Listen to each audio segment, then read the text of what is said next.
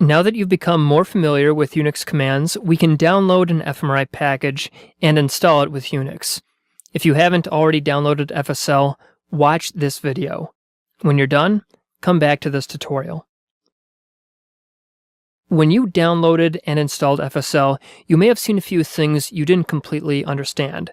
For example, if you go to your home directory and type cat.bashrc, you'll see this block of code.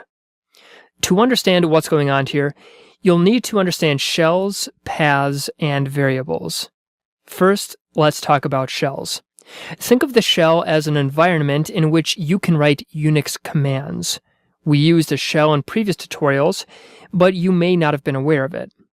When you open the terminal, it uses a shell to interpret what you're typing.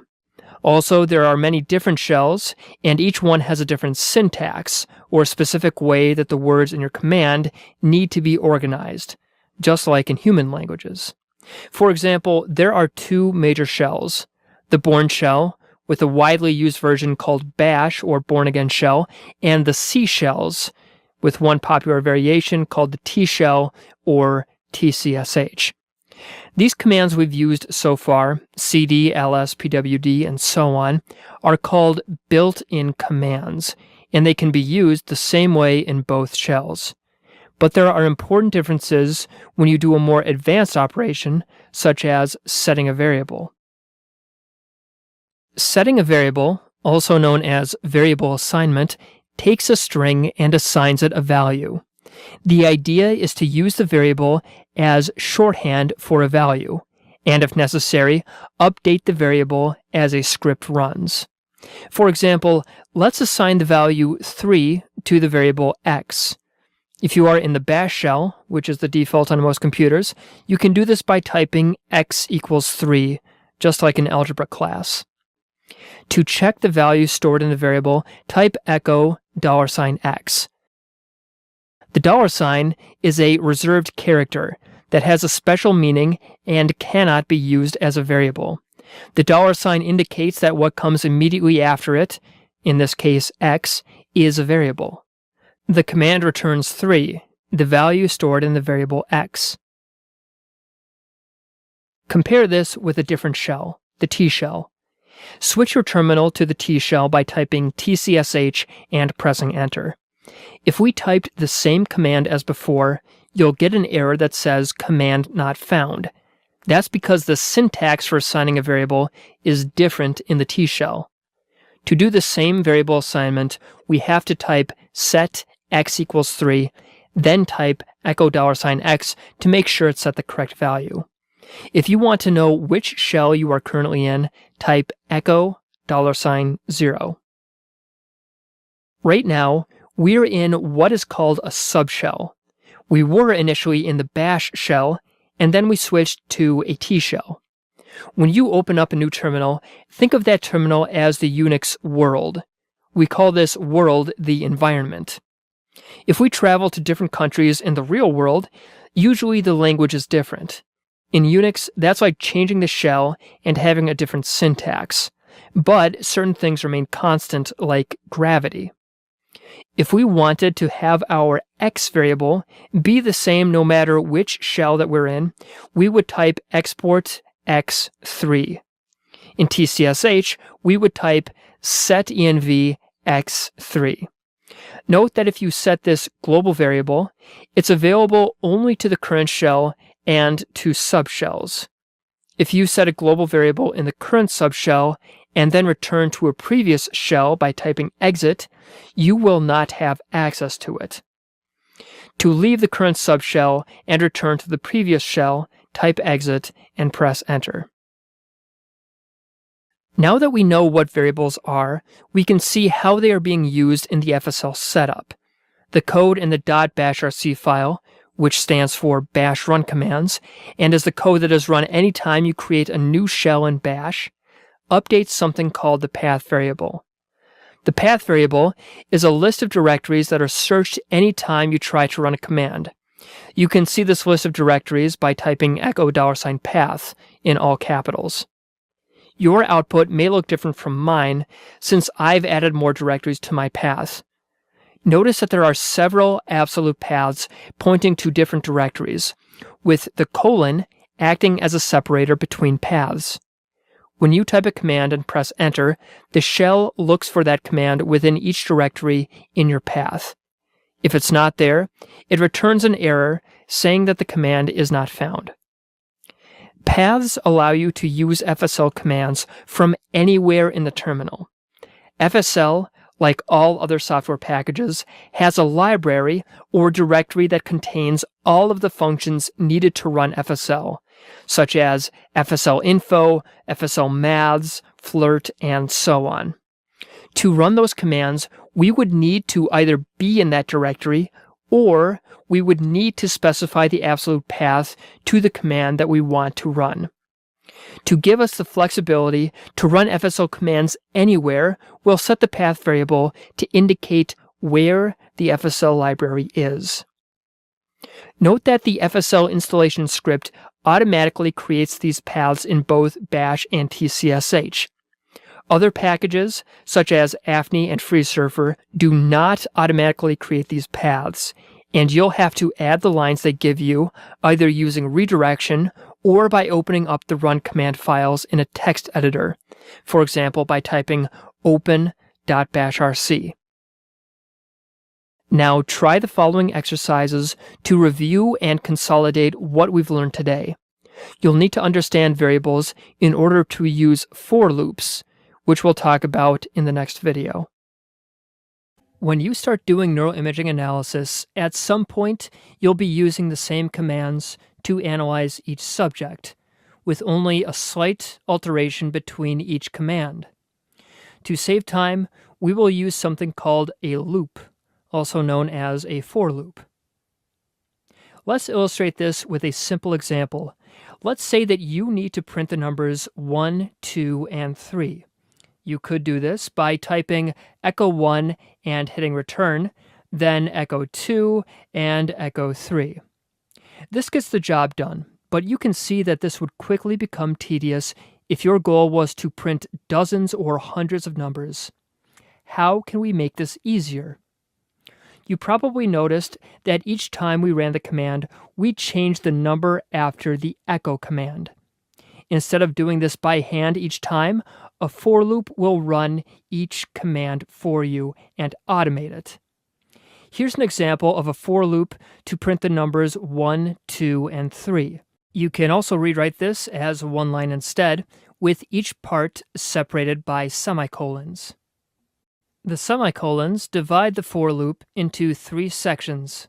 The first section is the declaration. It begins by assigning the first item after the word in to the variable I. In this case, it would assign the value 1 to I. The next section is the body, which runs the commands written after do, replacing the variable with whichever value is currently assigned to that variable. For the first loop, this will be the number 1. Since there are items remaining in the list, the loop goes back to the declaration and assigns the next number in the list to the variable I. In this case, now it's the number 2. Then the body is run again, and the process is repeated until the end of the list is reached. The last section, called the end, contains only the word done, which means exit the loop after all of the items in the list have been run through the body of the loop. You can add more commands to the body of the loop if they are separated with a semicolon. For example, we could change the loop to this, and the output would look like this. Eventually, we'll use for loops to analyze 26 subjects, with directories named sub01, sub02, sub03, all the way to sub26. For now, imagine that we simply want to print the name of each directory. Something like this would work, with the ellipses representing every subject name between 02 and 26. But it would be tedious to write out. You can make this more concise by using the seek command, or sequence, which prints every number in a range that you specify.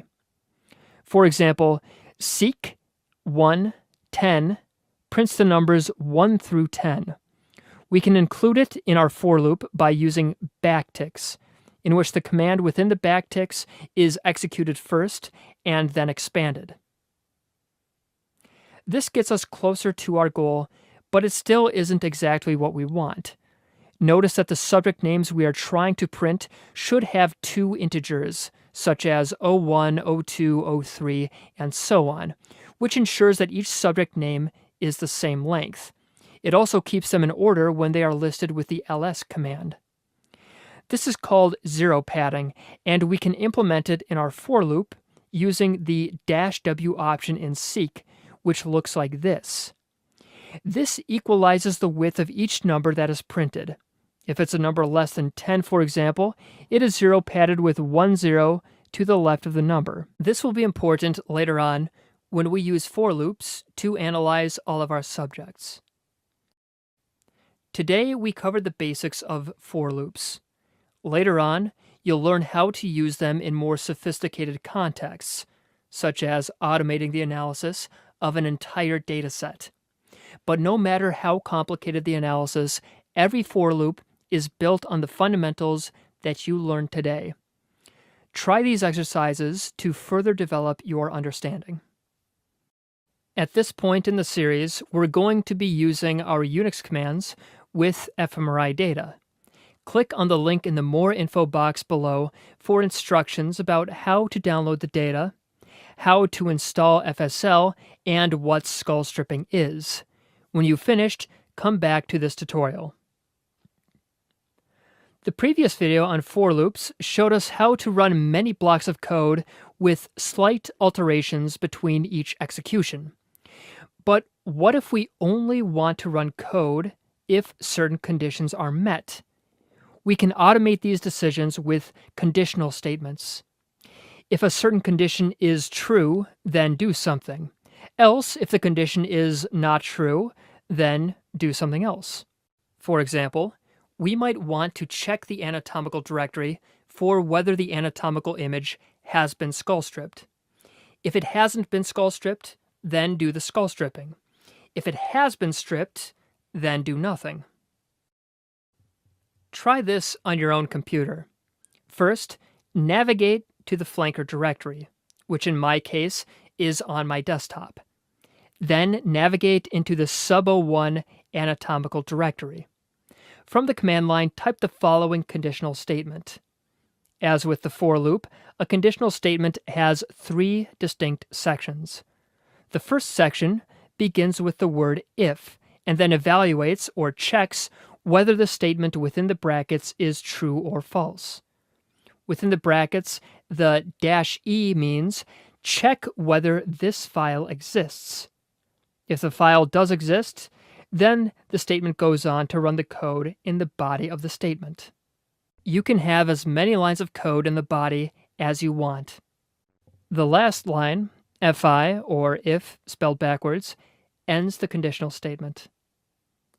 Note that if you typed out the conditional statement above, nothing happened. That's because in this case, the statement was evaluated as false. The file doesn't exist, so the code wasn't run. If we want to do something in case the conditional statement is false, we need to add another section, an else section, which looks like this. This means that if this conditional statement is true, then run this block of code. If it isn't true, then run this block of code. Since the statement is false, the code in the else section is run. You can also check if a file doesn't exist by placing an exclamation mark before the -e option. At this point, I want to talk about common conditional statement errors. Usually this is because the syntax is off, and you should check it to see if the condition is formatted correctly. A typical error is not putting a space between the brackets, the exclamation mark, and the separate elements within the brackets. If you don't follow the syntax rules exactly, the conditional statement will throw an error. Let's finish with a demonstration of how to combine a for loop with a conditional statement. Let's say that we want to check whether subjects 1, 2, and 3 have a skull-stripped anatomical image. If it doesn't exist, strip the skull using bet2. Navigate to the directory containing all of your subjects, and then run the following code, which you can also find in the More Info box down below. This will navigate into each subject's anatomical directory and check whether the skull strip image exists. If it doesn't, then it runs bet2 in order to skull strip the anatomical. The echo commands are optional. I like to include them so that the user knows which command is currently being run. We covered a lot of concepts in this tutorial, but time and practice will make you more familiar with how to integrate for loops and conditional statements into your code. Remember to check the links in the More Info box down below for more examples and exercises with conditional statements. The next tutorial will show you how to write all of these commands into a script, which makes your code more portable and easier to edit. See you then. You've learned many commands and concepts so far, which have enabled you to use Unix more fluently. The next step is to compile a group of commands into a single document called a script.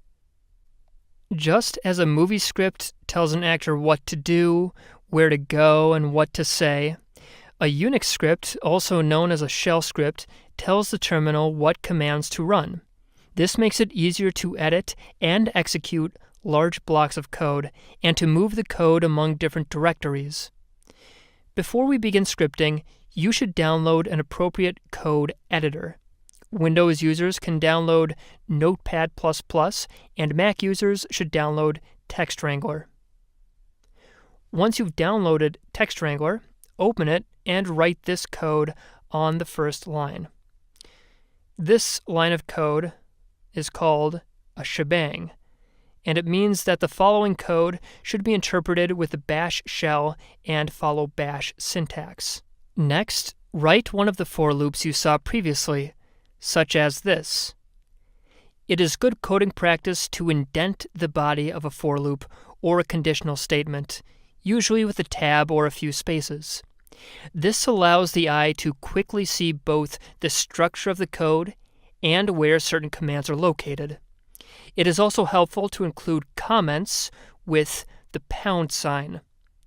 Anything written after the pound sign will not be interpreted by the shell, but is useful for the reader to know what the command is doing. For example, before the loop, we could write a comment about how the following code will print the numbers 1 through 3. Now click on File, Save As, and call it printnums.sh, with the .sh extension signifying that the file is a shell script, and save it to the desktop.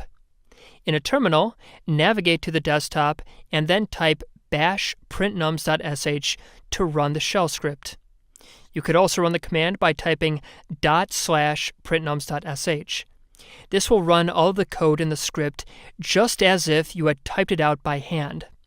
This is a simple example, but you can see how you can add as many lines of code as you want. Now let's see how we can run a larger, more useful script. Go to this link, and then click on Make FSLTimings.sh. Click on the raw button to see the raw text. You can either right-click anywhere on the page and save it as a script, or you can copy and paste the code into TextWrangler. Once you've done that, save it as Make FSLTimings.sh and put it in the flanker directory. Let's take a look at what this code does. Notice that we have a shebang indicating that the script is written in bash. We also have comments after each pound sign marking the major sections of code. The first block of code is a conditional statement that checks whether a file called subjlist exists. If it doesn't, then list each subject's directory and redirect those names into a file called subjectlist.txt. This brings up an important concept: wildcards. There are two types of wildcards you will often use. The first is an asterisk, which looks for one or more characters, and the second is a question mark, which matches a single character. To see how this works, navigate to the flanker directory and then type makedir sub-100. If you type ls-d sub-asterisk, it will return every directory that starts with sub-, whether it is sub-01 or sub-100. The asterisk wildcard doesn't discriminate whether the directory is 6 characters long or 600. It will match and return all of them, as long as they start with sub-. The other type of wildcard is the question mark, which matches a single occurrence of any character. If you type ls-d sub-2 question marks, it will only return directories with 2 integers after the dash. In other words, it will return sub-01 through sub-26, but not sub-100. The body of the for loop contains another thing that is new, a command called awk. Awk is a text processing command that prints columns from a text file. It is a complex command, and we won't go into all the details, but here are the basics about how it works. If you go into a subject's func directory and type cat, one of the tsv files, it will return all of the text in that file. For our fMRI analysis, we want the columns that specify the onset time and duration, as well as the number 1 as a placeholder in the last column. You can redirect the output of this command into the input for the awk command by using a vertical pipe. Then you can use conditional statements in awk to print the onset times for specific experimental conditions and redirect that output into a corresponding text file. This is discussed in more detail in the book chapter in the link below. Now navigate back to the directory containing all of the subjects, remove the sub-100 directory, and then run the script. It will take a few moments, but it will create timing files for all of your subjects. You can inspect them by going into each subject's func directory and use the cat command. Each one should have 3 columns, and they should look something like this.